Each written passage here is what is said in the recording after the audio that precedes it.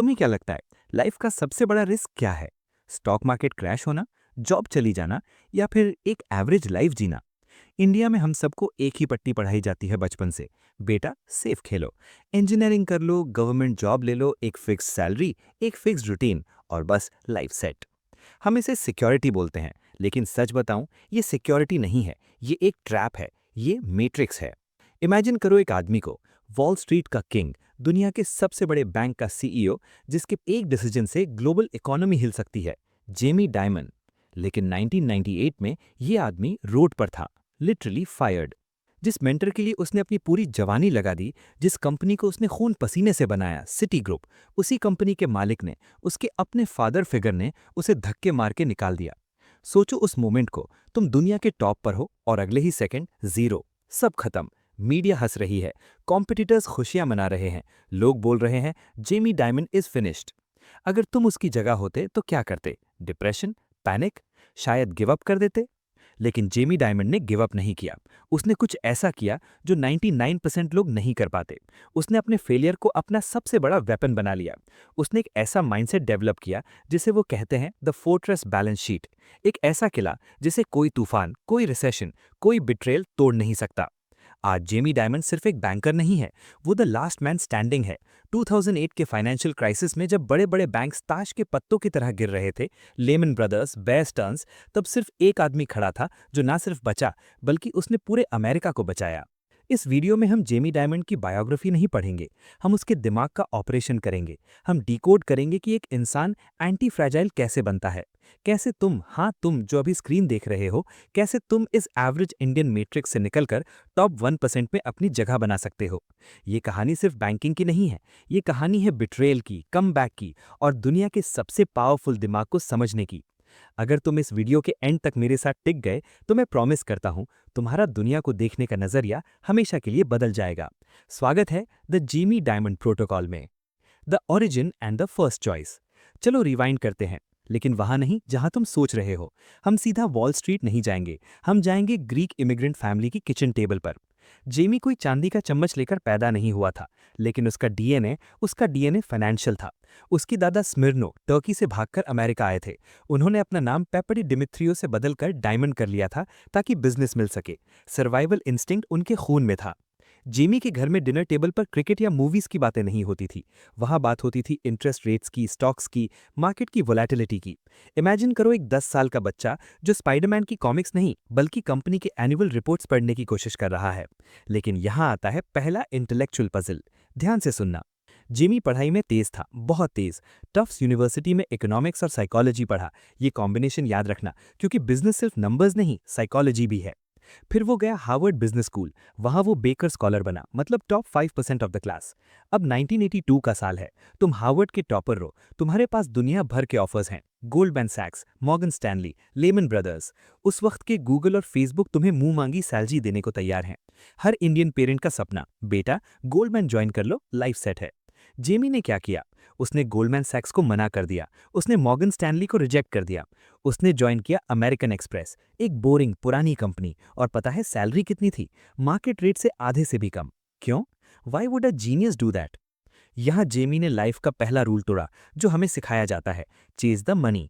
Jamie ने Sandy well को चुना। सैंडी वेल उस वक्त अमेरिकन एक्सप्रेस में एक सीनियर एग्जीक्यूटिव थे, लेकिन वो वॉल स्ट्रीट के ट्रेडिशनल ब्लू ब्लड नहीं थे। वो एक हसलर थे, एक स्ट्रीट स्मार्ट फाइटर। जेमी ने देखा कि अगर मैं गोल्डमैन जाऊंगा तो मैं बस एक एक्सेल शीट मंकी बनकर रह जाऊंगा, एक छोटा सा पुर्जा एक बड़ी मशीन में। लेकिन अगर मैं सैंडी के साथ रहूंगा तो मुझे बिजनेस चलाना सीखने को मिलेगा। यहां तुम्हारे लिए पहला लेसन है, Indian youth, optimise for learning not for earning in your 20s। Jamie ने कहा मैं सैंडी का बैग उठाऊंगा, मैं उसकी कॉफी लाऊंगा, लेकिन मैं उस कमरे में रहूंगा जहां डिसीजंस लिए जाते हैं। इसे कहते हैं रूम एक्सेस स्ट्रैटेजी। हम लोग अक्सर स्टार्टिंग सैलरी के पीछे भागते हैं, इस कंपनी में 5,000 ज्यादा मिल रहा है। जेमी ने वो 5,000 या उस वक्त के हिसाब से मिलियंस छोड़ दिए ताकि वो आर्ट ऑफ वॉर सीख सके। और ये डिसीजन उसकी लाइफ का सबसे बड़ा टर्निंग पॉइंट बनने वाला था। लेकिन तभी कहानी में एक ट्विस्ट आया। एक दिन सैंडी वेल ने अमेरिकन एक्सप्रेस में पॉलिटिक्स खेली और वो हार गए। सैंडी को निकाल दिया गया। अब सोचो जेमी की हालत। उसने गोल्डमैन का ऑफर ठुकराया था सैंडी के लिए, और अब सैंडी खुद रोड पर है। जेमी के पास ऑप्शन था, वो एमएक्स में रह सकता था, माफी मांग लेता, कॉर्पोरेट लैडर चढ़ जाता। लेकिन जेमी ने क्या किया? उसने रिजाइन कर दिया without a job, without a plan, सिर्फ लॉयल्टी के लिए।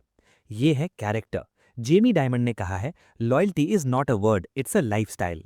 सैंडी और जेमी दोनों अब एम्प्लॉयड थे, एक 50 साल का वेटरन और एक 28 साल का अग्रेसिव नौजवान। उन्होंने डिसाइड किया कि वो अपनी कंपनी बनाएंगे।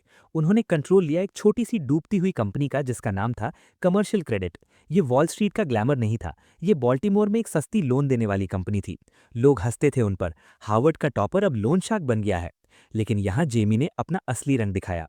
उसने सिर्फ नंबर्स नहीं देखे, उसने कल्चर बदल दिया। वो हर एम्प्लॉय को नाम से जानता था, वो पॉलिटिक्स को हेट करता था। अगर कोई ऑफिस में पॉलिटिक्स खेलता, जेमी सीधा उसे कैबिन में बुलाकर बोलता, स्टॉप दिस नॉनसेंस और गेट आउट। वो और Sandy well, they became a dynamic Duo, Batman और रॉबिन, बाप और बेटा। अगले 10-12 सालों में उन्होंने जो किया वो वॉल स्ट्रीट की हिस्ट्री का सबसे बड़ा मिरेकल माना जाता है।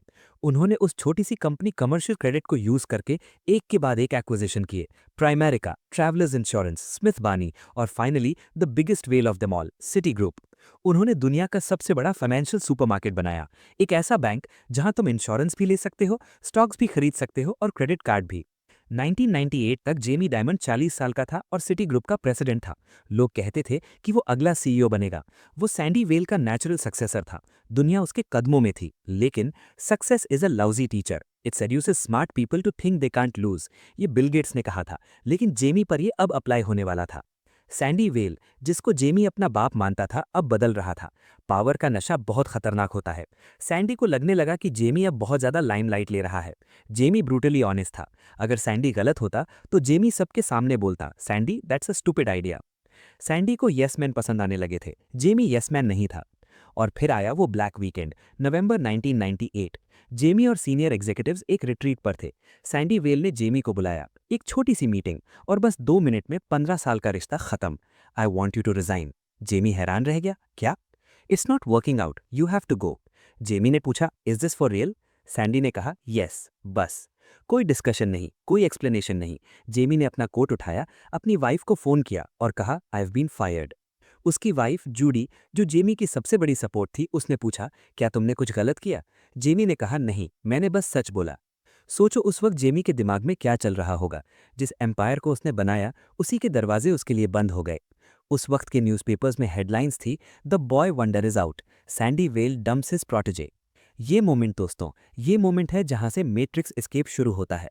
ज्यादातर लोग यहाँ टूट जाते हैं, वो विक्टिम बन जाते हैं। मेरे साथ बुरा हुआ, दुनिया खराब है, मेरा बॉस गंदा था।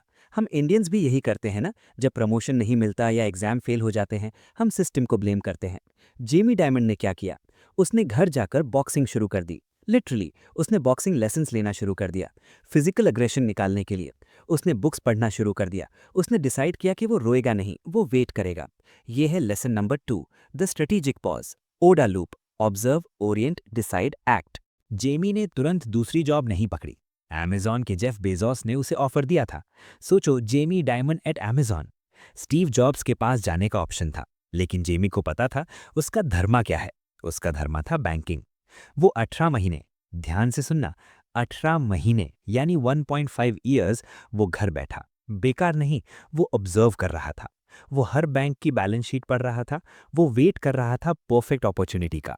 और अपॉर्चुनिटी आई, बैंक वन। शिकागो का एक बैंक जो बुरी हालत में था, लॉस में चल रहा था, सिस्टम सड़ा हुआ था, कोई उससे हाथ लगाना नहीं चाहता था। जेमी ने कहा, मैं इसे लूंगा। क्यों? क्योंकि जेमी को टर्न अराउंड पसंद है। उसे बना बनाया महल नहीं चाहिए, उसे जंगल साफ करके खुद का शहर बसाना है। जब जेमी बैंक वन पहुंचा तो वहां का कल्चर देखकर वो हिल गया। लोग लेजी थे, मैनेजर्स सिर्फ मीटिंग्स करते थे, डिसीजंस कोई नहीं लेता था। जेमी ने वहां जाकर अपना फेमस रूल लगाया, द ब्यूरोक्रेसी किलर। उसने देखा कि एग्जीक्यूटिव्स के पास अलग अलग डिजाइन के क्रेडिट कार्ड्स थे, स्पेशल पार्किंग स्पॉट्स थे, फ्री न्यूज़पेपर्स मिलते थे। जेमी ने सब बंद कर दिया, no perks, we are here to work. उसने खुद के लिए भी वही रूल लगाया। उसने सीईओ का बड़ा कैबिन छोड़ दिया और ट्रेडिंग फ्लोर पर बैठने लगा। उसने बैंक वन के एग्जीक्यूटिव से पूछा, हमारे क्रेडिट कार्ड बिजनेस का प्रॉफिट क्या है? आंसर मिला, सर पता नहीं, डेटा अभी प्रोसेस हो रहा है। जेमी फट पड़ा, तुम्हें अपने धंधे का नंबर नहीं पता? How can you run a business if you don't know the numbers? Jamie Dimon का सबसे बड़ा वेपन है डिटेल्स। वो कहते हैं, you can't manage what you don't measure. उसने बैंक वन को निचोड़ कर रख दिया। कॉस्ट कटिंग की, लेकिन स्मार्ट वे में सिस्टम्स अपग्रेड किए और 4 साल के अंदर बैंक वन जो डूब रहा था वो इतना स्ट्रांग हो गया कि जेपी मॉर्गन चेस ने उसे खरीद लिया। और गैस करो डील का पार्ट क्या था? जेमी डायमंड बनेगा जेपी मॉर्गन का CEO. The king was back. और इस बार वो किसी सैंडी वाइल के नीचे नहीं था, वो खुद बॉस था। लेकिन असली टेस्ट अभी आना बाकी था। 2008, द ग्रेट रिसेशन, वो तूफान जो पूरी दुनिया को निगलने वाला था। और जेमी डायमंड वो अकेला कैप्टन था जिसके पास लाइफ बोट नहीं बल्कि एक वॉरशिप था। अब हम एंटर कर रहे हैं स्क्रिप्ट के सबसे क्रूशल पार्ट में, जहां हम डिकोड करेंगे जेमी डायमंड का ऑपरेटिंग सिस्टम, वो 5 रूल्स जो उसने 2008 के क्राइसिस में यूज किए और जो तुम आज अपनी लाइफ में इंडिया में बैठे हुए यूज कर सकते हो। तैयार हो? The fortress balance sheet, building your मोट। 2006 और 2007 में वॉल स्ट्रीट पर नशा छाया हुआ था। सब लोग सब प्राइम मॉर्गेजेस बेच रहे थे, कचरा लोन्स। हर bank, Citi, Merrill Lynch, Lehman, सब पागल हो गए थे। वो ऐसे लोगों को लोन दे रहे थे जिनकी रीपे करने की औकात नहीं थी और फिर उन लोन्स को पैक करके इन्वेस्टर्स को बेच रहे थे। मुनाफा बहुत बड़ा था, बोनस करोड़ों में मिल रहे थे। जेमी के एग्जीक्यूटिव्स उसके पास आए। उन्होंने कहा, जेमी देखो सिटी कितना पैसा बना रहा है, हम पीछे रह रहे हैं, हमें भी ये सीडीओज यानी कोलैटरलाइज्ड डेट ऑब्लिगेशंस बेचने चाहिए। मार्केट का प्रेशर बहुत था, शेयर होल्डर्स बोल रहे थे, जेमी तुम रिस्क क्यों नहीं ले रहे, तुम डरपोक हो क्या? यहाँ आता है lesson number 3, stand alone against the crowd, contrarian thinking. Jamie ने कहा नहीं। उसने कहा, मुझे ये समझ नहीं आ रहा, अगर हाउसिंग प्राइसेस गिरे तो ये सब जीरो हो जाएगा, हम इसमें पार्टिसिपेट नहीं करेंगे। लोगों ने उसका मजाक उड़ाया। एनालिस्ट्स ने कहा, जेपी मॉर्गन पुराने जमाने का बैंक है, जेमी डायमंड का दिमाग सथिया गया है। लेकिन जेमी के पास एक कॉन्सेप्ट था, द फोर्ट्रेस बैलेंस शीट। इसको ध्यान से समझना, ये तुम्हारी पर्सनल फाइनेंस और करियर के लिए सबसे बड़ा लेसन है। फोर्ट्रेस बैलेंस शीट का मतलब है अपने पास इतना कैश, इतना कैपिटल और इतनी लिक्विडिटी रखो कि अगर दुनिया में आग भी लग जाए तो तुम्हारा किला यानी फोर्ट्रेस सुरक्षित रहे। जेमी मानता था कि बैड वेदर विल कम। हम लोग क्या सोचते हैं, सब अच्छा चल रहा है, चलता रहेगा। हम ईएमआई पर ईएमआई लेते हैं, क्रेडिट कार्ड मैक्स आउट करते हैं, जॉब मार्केट डाउन होने का प्लान नहीं करते। जेमी हमेशा सनी डे में स्टॉर्म की तैयारी करता है। जब 2008 आया, बूम, सब कुछ टूट गया। लेमन ब्रदर्स बैंक्रप्सी फाइल कर गया, बियर स्टर्न्स के पास कैश खत्म हो गया, मेरिल लिंच बिक गया, दुनिया भर के बैंक्स गवर्नमेंट से भीख मांग रहे थे। और जेमी डायमंड अपने ऑफिस में बैठा था, फोन उठाया और बियर स्टर्न्स को खरीद लिया। सिर्फ खरीदा नहीं, डिस्काउंट पर खरीदा। जहां बाकी लोग अपनी जान बचा रहे थे, जेमी शॉपिंग कर रहा था। इसे कहते हैं पावर। जब तुम्हारे पास फोर्ट्रेस बैलेंस शीट होती है यानी स्किल्स, सेविंग्स और स्ट्रॉन्ग नेटवर्क, तो तुम क्राइसिस में डरते नहीं हो, तुम क्राइसिस को एक्सप्लॉइट करते हो। इंडियन यूथ के लिए यहाँ क्या लेसन है? तुम्हारी फोर्ट्रेस बैलेंस शीट क्या है? स्किल्स। क्या तुम्हारे पास ऐसी स्किल है जो रिसेशन प्रूफ है, जैसे AI, coding, high ticket sales, story telling, या तुम बस एक डिग्री लेकर बैठे हो? हेल्थ। जेमी ने थ्रोट कैंसर को भी हराया, जो हम आगे डिस्कस करेंगे। क्या तुम्हारी बॉडी फोर्ट्रेस है या फ्रजाइल है? फाइनेंशियल्स। क्या तुम्हारे पास 6 महीने का इमरजेंसी फंड है या तुम अगले पेचेक के गुलाम हो? जेमी ने जेपी मॉर्गन को यूनिवर्सल बैंक बनाया, मतलब डाइवर्सिफिकेशन। अगर इन्वेस्टमेंट बैंकिंग डाउन है तो रिटेल बैंकिंग चलेगा, अगर यूएस डाउन है तो ग्लोबल मार्केट्स चलेंगे। तुम्हें अपनी लाइफ को भी एक यूनिवर्सल बिजनेस बनाना होगा। सिर्फ एक इनकम स्ट्रीम पर डिपेंड मत रहो, सिर्फ एक स्किल पर डिपेंड मत रहो। क्रिएट अ मोट। लेकिन जेमी सिर्फ नंबर्स का खेल नहीं खेलता। उसका एक और रूल है जो बहुत कंट्रोवर्शियल है, no secret cows. Secret cow मतलब कोई ऐसी चीज या इंसान जिसे तुम टच नहीं कर सकते, चेंज नहीं कर सकते। जेमी कहता है, बिजनेस में कोई भी चीज सेक्रेट नहीं है। अगर कोई प्रोसेस काम नहीं कर रहा, उसे फेंक दो। अगर कोई सीनियर मैनेजर परफॉर्म नहीं कर रहा, उसे फायर करो, चाहे वो कितना भी पुराना क्यों ना हो। एक बार जेमी को पता चला कि बैंक के कुछ एटीएम्स खराब थे। उसकी टीम ने कहा, सर हम फिक्स कर रहे हैं, टिकट रेस कर दिया है। जेमी ने कहा, टिकट? मैं खुद जाऊंगा। वो खुद एटीएम पर गया, चेक किया और देखा कि वो काम नहीं कर रहा। उसने उसी वक्त रिस्पॉन्सिबल हेड को कॉल लगाई और क्लास लगा दी। वो डिटेल्स में जाता है क्योंकि उसे पता है the devil is in the details. हम लोग अक्सर बिग पिक्चर की बात करते हैं, भाई मैं तो विजन देखता हूं, एग्जीक्यूशन टीम करेगी। गलत। जेमी डायमंड, $500 बिलियन का मालिक, आज भी सुबह 5 बजे उठकर 5 अलग-अलग न्यूज़पेपर्स पढ़ता है। वो डेटा खुद देखता है, वो र्यूमर्स पर भरोसा नहीं करता। अगर तुम्हें टॉप 1% बनना है तो तुम्हें अपने काम का हर छोटा पुर्जा समझना होगा। You can't outsource understanding, the art of war, decoding his strategies. अब आते हैं जेमी की वॉर स्ट्रैटेजीज पर, कैसे वो अपने कॉम्पिटिटर्स को क्रश करता है। जेमी डायमंड की मैनेजमेंट स्टाइल को अक्सर वायलेंट एग्जीक्यूशन कहा जाता है। वायलेंस का मतलब मारधाड़ नहीं, बल्कि स्पीड और इंटेंसिटी। उसका एक फेमस कॉन्सेप्ट है इश्यूज रेजोल्यूशन। ज्यादातर कंपनीज में और हमारी लाइफ में प्रॉब्लम्स को इग्नोर किया जाता है, बाद में देखेंगे चलता है। जेमी के बैंक में अगर कोई प्रॉब्लम है तो उसे टेबल पर रखो अभी। वो कहता है, problems are like mushrooms, if you keep them in the dark and feed them manure they grow, if you put them in the sunlight they die. इसका मतलब समझ रहे हो? अगर तुम्हारी लाइफ में कोई प्रॉब्लम है, bad habits, procrastination, toxic relationship, debt, उसको छुपाओ मत, उसको सामने लाओ, उसका सामना करो। जेमी हर हफ्ते बिजनेस रिव्यू मीटिंग्स करता है। ये मीटिंग्स लेजेंडरीली ब्रूटल होती हैं। अगर तुमने कहा सर हम कोशिश कर रहे हैं, तो वो चिल्लाएगा, don't tell me you are trying, tell me what you did. Action versus intention. India में हम इंटेंशंस पर बहुत फोकस करते हैं, मेरा इरादा अच्छा था। मार्केट को तुम्हारे इरादे से कोई फर्क नहीं पड़ता, मार्केट को रिजल्ट चाहिए। जेमी डायमंड का सबसे बड़ा वेपन है किल द ब्यूरोक्रेसी। वो कहते हैं ब्यूरोक्रेसी एक बीमारी है, ये कंपनीज को स्लो कर देती है। वो सीधा जूनियर एम्प्लॉय से बात करता है, मिडिल मैनेजमेंट को बाईपास करके। क्यों? क्योंकि सच हमेशा नीचे वाले लोगों को पता होता है। ऊपर बैठने वाले मैनेजर्स अक्सर रिपोर्ट्स को पॉलिश करके दिखाते हैं, ग्रीन वाटरमेलन इफेक्ट, बाहर से ग्रीन अंदर से लाल। यंग इंडियंस के लिए लेसन ये है कि बिल्ड डायरेक्ट चैनल्स। अगर तुम जॉब कर रहे हो तो सिर्फ अपने बॉस को खुश मत करो, बॉस के बॉस को अपनी वैल्यू दिखाओ। काम ऐसा करो कि तुम्हारी रिपोर्ट डायरेक्ट ऊपर तक जाए। Don't let middle management hide your talent. और एक चीज जो जेमी को जेमी बनाती है, इंटेग्रिटी। 2012 में एक बड़ा कांड हुआ, the London well. JP Morgan के एक ट्रेडर ने गलती की और बैंक को $6 बिलियन का लॉस हुआ। बहुत बड़ा लॉस था, मीडिया टूट पड़ी। जेमी डायमंड का मैजिक खत्म हो गया, जेपी मॉर्गन भी गैम्बलर निकला। जेमी ने क्या किया? क्या उसने किसी और पर ब्लेम डाला? क्या उसने छुपने की कोशिश की? नहीं, वो टीवी पर आया लाइव और उसने कहा, we made a terrible egregious mistake, there is no excuse. उसने माफी मांगी, उसने एक्सेप्ट किया और फिर उसने फिक्स किया। उसने ट्रेडर को फायर किया, रिस्क कंट्रोल्स टाइटन किए और इंश्योर किया कि बैंक वापस प्रॉफिट में आए। इसे कहते हैं एक्सट्रीम ओनरशिप। गलती करना पाप नहीं है, गलती छुपाना पाप है। जब तुम अपनी गलती मानते हो तो तुम पावर वापस अपने हाथ में लेते हो। जब तक तुम ब्लेम कर रहे हो बॉस को, इकोनॉमी को, किस्मत को, तब तक तुम पावर दे रहे हो। जेमी डायमंड इसलिए पावरफुल नहीं है क्योंकि वो गलती नहीं करता, वो इसलिए पावरफुल है क्योंकि वो गलती को सबसे तेज फिक्स करता है। अभी हमने जेमी के करियर और मैनेजमेंट को देखा, लेकिन अब हम जाएंगे उसके पर्सनल स्ट्रगल में। वो लड़ाई जो बोर्ड रूम में नहीं, हॉस्पिटल के बेड पर लड़ी गई। 2014, जेमी डायमंड को गले का कैंसर, थ्रोट कैंसर डायग्नोस हुआ। डॉक्टर ने कहा इट्स सीरियस। एक आदमी जो दुनिया को कंट्रोल करता है अचानक अपनी बॉडी को कंट्रोल नहीं कर पा रहा था। कीमोथेरेपी, रेडिएशन, दर्द। लोग सोचने लगे, क्या जेमी वापस आएगा? क्या जेपी मॉर्गन उसके बिना चल पाएगा? इस फेज ने जेमी को बदल दिया और जो लेसन्स उसने यहाँ सीखे वो किसी भी बिजनेस स्कूल में नहीं पढ़ाए जाते। नेक्स्ट सेगमेंट में हम देखेंगे द मोर्टैलिटी मोटिवेशन, कैसे जेमी ने मौत को आंखों में देखा और वापस आकर बैंक को और बड़ा बना दिया। और हम बात करेंगे उसके फेमस शेयर होल्डर लेटर्स की, जिन्हें वॉल स्ट्रीट की बाइबल कहा जाता है।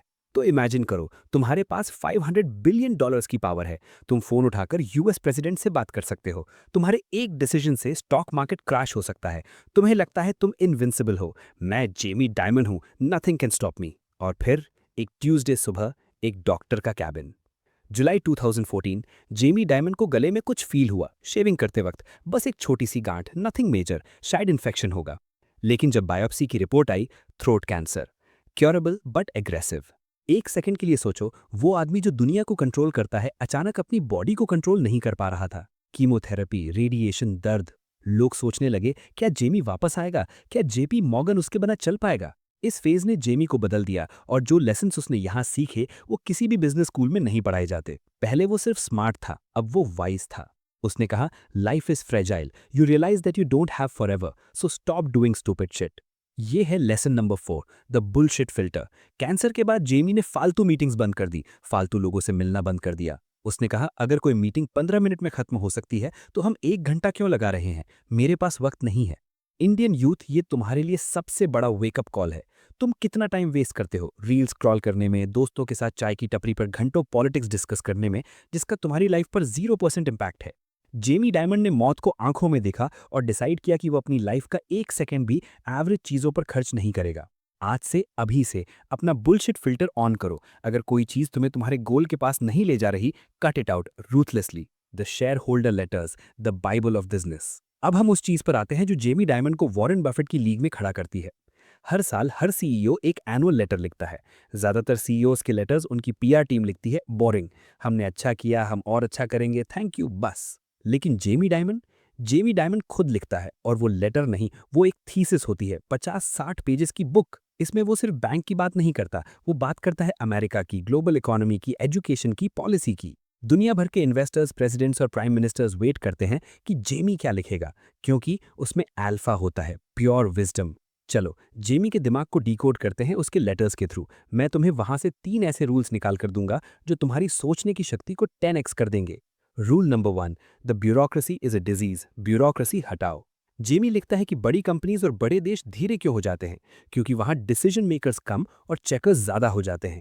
एक आदमी काम करता है और 10 लोग उसे चेक करते हैं, मीटिंग्स पर मीटिंग्स, कमिटीज। जेमी कहता है किल द कमिटीज। अगर तुम्हें कोई डिसीजन लेना है तो एक कमरे में 3 लोगों को बंद करो और बोलो जब तक फैसला नहीं लोगे बाहर नहीं आओगे। तुम्हारी लाइफ में ब्यूरोक्रेसी क्या है? तुम्हारा ओवरथिंकिंग। मैं यूट्यूब चैनल शुरू करूं या ना करूं, लोग क्या कहेंगे, कैमरा कौन सा लूं, ये सब मेंटल ब्यूरोक्रेसी है। तुमने अपने दिमाग में कमिटी बना रखी है जो तुम्हें रोक रही है। जेमी का रूल, बायस फॉर एक्शन, गलती करो, माफी मांगो, फिक्स करो, लेकिन वेट मत करो। Rule number 2, facts over feelings, सच चाहे कितना भी कड़वा हो। जेमी अपने लेटर्स में डेटा यूज करता है। वो कभी नहीं कहता I feel inflation will go down, वो कहता है डेटा शोज XYZ। उसका एक फेमस कोट है, we need to have a relentless attention to detail and facts. India में हम जुगाड़ और इंट्यूशन पर चलते हैं। मुझे लग रहा है ये स्टॉक ऊपर जाएगा। जेमी डायमंड कहता है लगना बंद करो, पढ़ना शुरू करो। अगर तुम बिजनेस करना चाहते हो तो अपने नंबर्स को ऐसे जानो जैसे तुम्हें अपनी सांसें पता है। प्रॉफिट मार्जिन क्या है, कस्टमर एक्विजिशन कॉस्ट क्या है, चर्न रेट क्या है। हवा में तीर मत चलाओ, स्नाइपर बनो। रूल नंबर 3, द मोट is not permanent. Warren Buffett कहते हैं मोट बनाओ। जेमी कहता है हाँ, लेकिन ध्यान रखना दुश्मन स्विमिंग सीख रहा है। मतलब तुम्हारा कंपटीशन सो नहीं रहा है। फिनटेक स्टार्टअप्स, क्रिप्टो, एआई, ये सब जेपी मॉर्गन के किला पर हमला कर रहे हैं। जेमी अपने लेटर्स में लिखता है Silicon Valley is coming, we have to be faster than them. वो डरता नहीं है, वो रिस्पेक्ट करता है। वो गूगल और अमेजॉन को अपना कॉम्पिटिटर मानता है, किसी छोटे बैंक को नहीं। तुम्हारा कंपटीशन तुम्हारा पड़ोसी नहीं है, तुम्हारा कंपटीशन ग्लोबल है। अगर तुम कंटेंट क्रिएटर हो तो तुम्हारा कंपटीशन सिर्फ इंडियन यूट्यूबर्स नहीं है, मिस्टर बीस्ट है। क्वालिटी वैसी लाओ, अपने आप को हमेशा डे 1 पर रखो। जिस दिन तुम्हें लगा मैं जीत गया, उस दिन तुम हारना शुरू हो गए। The contrast principle, the why behind the wealth. अब एक कहानी सुनाता हूं जो जेमी के कैरेक्टर को डिफाइन करती है। 2008 के क्रैश के बाद वॉशिंगटन डीसी में एक मीटिंग थी। सारे बड़े बैंक्स के सीईओज वहां थे, गोल्डमैन सैक्स, मॉर्गन स्टैनली, सिटी। माहौल गर्म था, जनता गुस्से में थी। पॉलिटिशियंस बैंकर्स को फैट कैट्स बोल रहे थे। एक पॉलिटिशियन ने जेमी से पूछा, तुम लोग इतना बोनस क्यों लेते हो जब देश डूब रहा है? बाकी सीईओज चुप रहे, डिफेंसिव हो गए। जेमी डायमंड खड़ा हुआ। उसने आंखों में आंखें डालकर कहा, आई अर्नड इट। सन्नाटा, पिन ड्रॉप साइलेंस। उसने कहा, मेरा बैंक डूबा नहीं, मैंने गवर्नमेंट से भीख नहीं मांगी, हमने इकोनॉमी को बचाया, हम प्रॉफिट में हैं, तो मैं अपने लोगों को पे क्यों ना करूं? इसे कहते हैं अनअपोलोजेटिक कॉम्पिटेंस। आजकल हमें सिखाया जाता है कि सक्सेस के लिए सॉरी फील करो, अगर तुम अमीर हो तो गिल्टी फील करो। जेमी कहता है हेल नो। अगर तुमने मेहनत की है, अगर तुमने वैल्यू क्रिएट की है, अगर तुमने एथिक्स के साथ पैसा कमाया है, तो किसी का बाप तुम्हें नीचे नहीं दिखा सकता। लेकिन, और ये एक बड़ा लेकिन है, जेमी एरोगेंट है पर ब्लाइंड नहीं है। वो कहता है मैं अमीर हूं क्योंकि सिस्टम ने मुझे अलाउ किया, लेकिन ये सिस्टम टूट रहा है। वो अपने लेटर्स में इनकम इनइक्वालिटी पर लिखता है। वो एजुकेशन सिस्टम पर गुस्सा करता है। वो कहता है it is a tragedy that inner city kids don't graduate. क्यों? क्योंकि वो सोशलिस्ट है? नहीं, क्योंकि वो कैपिटलिस्ट है। उसे पता है कि अगर देश के युवा पढ़ेंगे नहीं तो काम कौन करेगा? अगर लोगों के पास पैसा नहीं होगा तो बैंक से लोन कौन लेगा? जेमी डायमंड की सोच जीरो सम गेम नहीं है कि मैं जीता तो तुम हारे। उसकी सोच है पॉजिटिव सम गेम। मैं भी जीतूं, तुम भी जीतो, ताकि हम और बड़ा गेम खेल सकें। इंडियन यूथ, तुम्हारे लिए यहां लेसन क्या है? Stop hating the rich, start studying them. India में हम अंबानी अदानी को गाली देते हैं। जेमी डायमंड कहता है उनसे सीखो, वैल्यू क्रिएट करना सीखो। जब तुम वैल्यू क्रिएट करते हो, पैसा बाय प्रोडक्ट होता है। जेमी डायमंड बिलियनर इसलिए नहीं है क्योंकि उसने पैसा चुराया।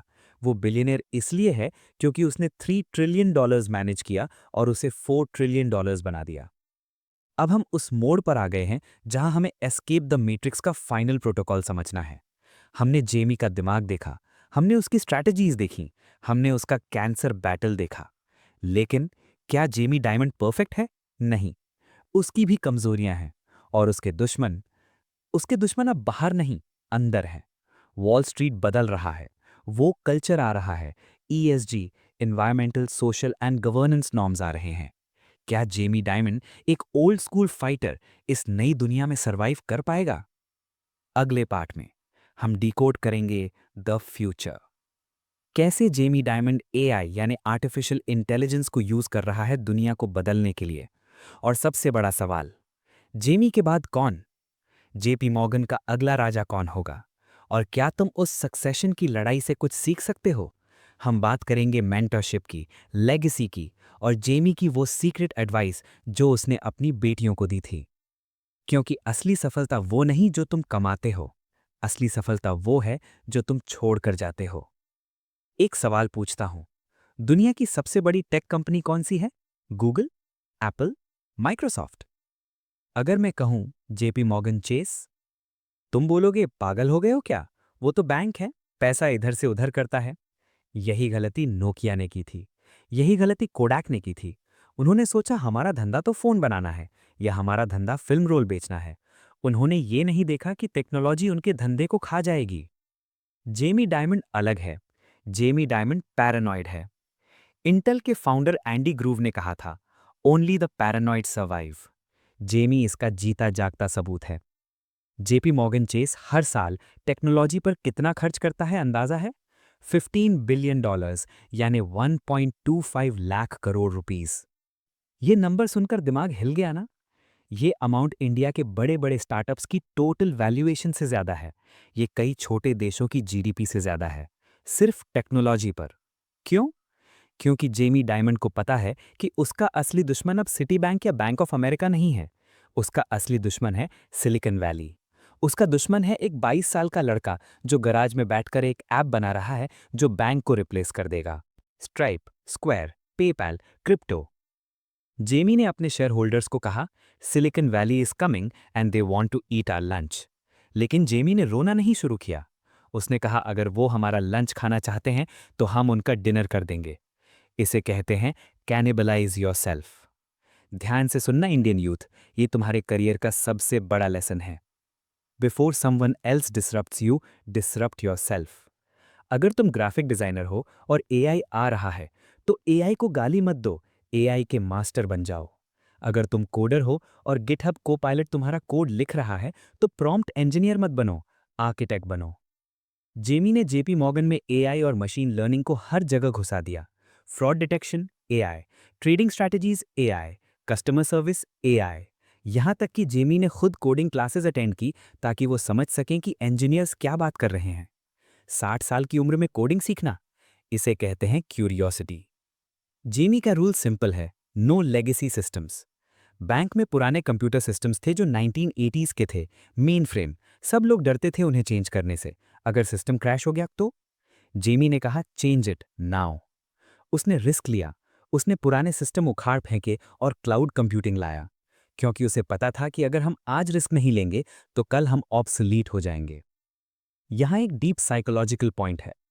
हम लोग संक कॉस्ट फैलेसी में फंसे रहते हैं। मैंने इंजीनियरिंग में 4 साल लगाए हैं, अब मैं करियर कैसे बदलूं? मैंने इस रिलेशनशिप में 5 साल दिए हैं, अब मैं ब्रेकअप कैसे करूं? जेमी डायमंड कहता है, it doesn't matter what you spent yesterday, what matters is the value of tomorrow. अगर पुराना सिस्टम बेकार है, उसे जला दो, चाहे उसमें कितने भी पैसे लगे हों। Move on, build new. The bus test, succession and leadership. अब हम आते हैं गेम ऑफ थ्रोन्स वाले पार्ट पर। जेमी डायमंड अब 68 साल का है, वो हमेशा के लिए तो नहीं रहेगा। वॉल स्ट्रीट पर सबसे बड़ा सवाल यही है, हु इज नेक्स्ट? जेमी ने एक कॉन्सेप्ट इंट्रोड्यूस किया जिसे कहते हैं द बस टेस्ट। उसने अपने बोर्ड से कहा, अगर कल मैं बस के नीचे आ जाऊं तो क्या तुम्हारे पास एक एनवेलप है जिसमें अगले सीईओ का नाम लिखा है? अगर आंसर नहीं है तो कंपनी खतरे में है। इसे कहते हैं इंस्टीट्यूशनल इमॉर्टैलिटी। एक ट्रू लीडर वो नहीं जो कंपनी को अपने दम पर चलाए। ट्रू लीडर वो है जो कंपनी को ऐसे डिजाइन करे कि उसके बिना भी कंपनी उतनी ही तेज चले। जेमी ने क्या किया? उसने अपने टॉप एग्जीक्यूटिव्स को शफल कर दिया। जो बंदा रिटेल बैंकिंग देखता था उसे इन्वेस्टमेंट बैंकिंग में डाल दिया। जो सीएफओ था उसे कंज्यूमर हेड बना दिया। लोगों ने कहा ये क्या कर रहे हो, ये तो एक्सपर्ट हैं अपने फील्ड में। जेमी ने कहा I don't need specialists, I need athletes. समझ रहे हो फर्क? एक स्पेशलिस्ट सिर्फ एक चीज जानता है, एक एथलीट किसी भी गेम में परफॉर्म कर सकता है। इंडियन एजुकेशन सिस्टम हमें स्पेशलिस्ट बनाता है। तू मैकेनिकल इंजीनियर है, तू डॉक्टर है, तू सीए है। लेकिन रियल वर्ल्ड में प्रॉब्लम्स मिक्स्ड होती हैं। बिजनेस प्रॉब्लम सिर्फ फाइनेंस की नहीं होती, उसमें मार्केटिंग भी होती है, एचआर भी होता है, टेक भी होता है। जेमी डायमंड चाहता है कि उसके लीडर्स फुल स्टैक हों। वो चाहता है कि उन्हें बिजनेस का हर कोना पता हो। इसलिए वो उन्हें अनकंफर्टेबल पोजीशंस में डालता है। जाओ सीखो। तुम्हारे लिए लेसन क्या है? Don't stay in your lane. अगर तुम वीडियो एडिटर हो तो थोड़ा मार्केटिंग सीखो, थोड़ा बिजनेस फाइनेंस सीखो, थोड़ा साइकोलॉजी सीखो। जब तुम जनरलिस्ट बनते हो तो तुम इररिप्लेसेबल बन जाते हो। मैट्रिक्स सिर्फ स्पेशलिस्ट्स को रिप्लेस कर सकता है। AI can replace a coder, लेकिन मैट्रिक्स एक पॉलीमैथ को, जो बहुत कुछ जानता हो, रिप्लेस नहीं कर सकता। जेमी की सक्सेशन प्लानिंग ब्रूटल है। उसने कई टैलेंटेड लोगों को निकाल दिया क्योंकि वो कल्चर कैरियर नहीं थे। मतलब वो पैसा तो कमा रहे थे लेकिन वो टॉक्सिक थे। वो पॉलिटिक्स खेल रहे थे। जेमी का रूल है नो जर्क्स अलाउड, चाहे तुम कितना भी प्रॉफिट लाओ। क्योंकि एक जर्क पूरी टीम को खराब कर देता है। कल्चर स्ट्रैटेजी को नाश्ते में खा जाता है। Culture eat strategy for breakfast. The secret list, advice to daughters. Jamie Diamond की 3 बेटियां हैं, जूलिया, लॉरा और कैरा। इमेजिन करो उनका प्रेशर। उनका बाप दुनिया का सबसे पावरफुल बैंकर है। जब वो कॉलेज जा रही थी तो जेमी ने उन्हें एक कागज का टुकड़ा दिया। उस कागज पर कुछ पॉइंट्स लिखे थे। ये पॉइंट्स किसी बिजनेस स्कूल की किताब में नहीं मिलेंगे। ये एक बाप का निचोड़ था। चलो उस लिस्ट को डिकोड करते हैं। Point number 1, have a fierce resolve, यानी जिद्दी बनो। जेमी ने कहा इंटेलिजेंस सबके पास है, हार्वर्ड में सब स्मार्ट हैं। फर्क उनमें है जो गिरने के बाद वापस उठते हैं। ग्रिट। जब दुनिया कहे वही हो सकता, तब तुम्हारा असली काम शुरू होता है। Point number 2, family first, job second. ये सुनकर हैरानी हुई ना? एक वर्कोहॉलिक आदमी ये बोल रहा है। जेमी कहता है अगर मैं मीटिंग में हूं और मेरी बेटी का कॉल आए कि उसे प्रॉब्लम है, मैं मीटिंग छोड़ दूंगा। क्योंकि जॉब तो दूसरी मिल जाएगी, फैमिली दूसरी नहीं मिलेगी। हम लोग करियर के चक्कर में अपनों को इग्नोर कर देते हैं। जेमी बिलियनर होकर भी हर संडे फैमिली डिनर पर होता है, non negotiable. Point number 3, do not work for someone you do not respect. ये बहुत पावरफुल है। हम लोग पैसे के लिए टॉक्सिक बॉस को झेलते हैं। हम सोचते हैं एक्सपीरियंस मिल रहा है। जेमी कहता है जिंदगी बहुत छोटी है घटिया लोगों के लिए काम करने के लिए। अगर तुम्हारा बॉस डिसऑनेस्ट है, अगर वो पॉलिटिक्स खेलता है, तो वहां से निकलो, क्योंकि धीरे धीरे तुम भी वैसे ही बन जाओगे। Company matters less, mentor matters more. Point number 4, listen to the naysayers but don't let them vote. मतलब क्रिटिक्स को सुनो, शायद वो सही बोल रहे हो, उनसे सीखो, लेकिन उन्हें डिसीजन लेने का हक मत दो। स्टीयरिंग व्हील तुम्हारे हाथ में होना चाहिए। लोग बोलेंगे यूट्यूबर मत बनो, स्टार्टअप मत करो, सुनो सबकी, करो अपनी। Point number 5, take care of your mind, body and spirit. Jamie exercise करता है, वो पढ़ता है, वो फैमिली के साथ टाइम बिताता है।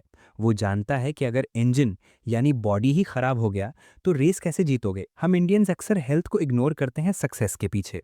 जेमी कहता है success without health is just a fancy funeral, the final protocol, your escape plan. तो दोस्तों ये थी कहानी द लास्ट मैन स्टैंडिंग की। लेकिन ये सिर्फ एक कहानी नहीं थी, ये एक ब्लूप्रिंट था। जेमी डायमंड कोई देवता नहीं है, वो हमारी तरह एक इंसान है। उसके पास भी वही 24 घंटे हैं।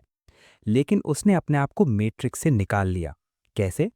चलो समराइज करते हैं तुम्हारा action plan. Build a fortress. सिर्फ डिग्री मत लो, स्किल्स जमा करो, इमरजेंसी फंड बनाओ, अपने आप को एंटी फ्रेजाइल बनाओ, फेस द फैक्ट्स। झूठ मत बोलो, ना अपने आप से ना दुनिया से। डेटा पर फोकस करो, इमोशंस पर नहीं। Kill the bureaucracy. Over thinking बंद करो, action low. Bias for action, paranoid curiosity. सीखते रहो, एआई सीखो, टेक सीखो, अपने धंधे को खुद डिसरप्ट करो इससे पहले कोई और करे। Unapologetic ambition. गिल्टी फील मत करो बड़ा सोचने के लिए। आई अर्नड इट वाला एटीट्यूड लाओ। दुनिया बदल रही है। अगले 10 साल इंडिया के लिए सबसे इंपॉर्टेंट होने वाले हैं। तुम्हारे पास 2 रास्ते हैं, या तो तुम भीड़ का हिस्सा बनो, एवरेज रहो, सिस्टम को कोसो, या फिर तुम जेमी डायमंड की तरह अपनी फोर्ट्रेस बनाओ। मुश्किल है, दर्द होगा, शायद तुम फेल भी होगे, लेकिन याद रखना जेमी का वो rule, failure is just a resting place, it is not the destination. अब सवाल ये है, क्या तुम बस टेस्ट पास करने के लिए तैयार हो? क्या तुम लास्ट मैन स्टैंडिंग बनने के लिए तैयार हो? चॉइस तुम्हारी है। अगर इस वीडियो ने तुम्हारे दिमाग की घंटी बजाई है तो सब्सक्राइब मत करो, बस जाकर काम शुरू करो, क्योंकि action speak louder than likes. जय हिंद।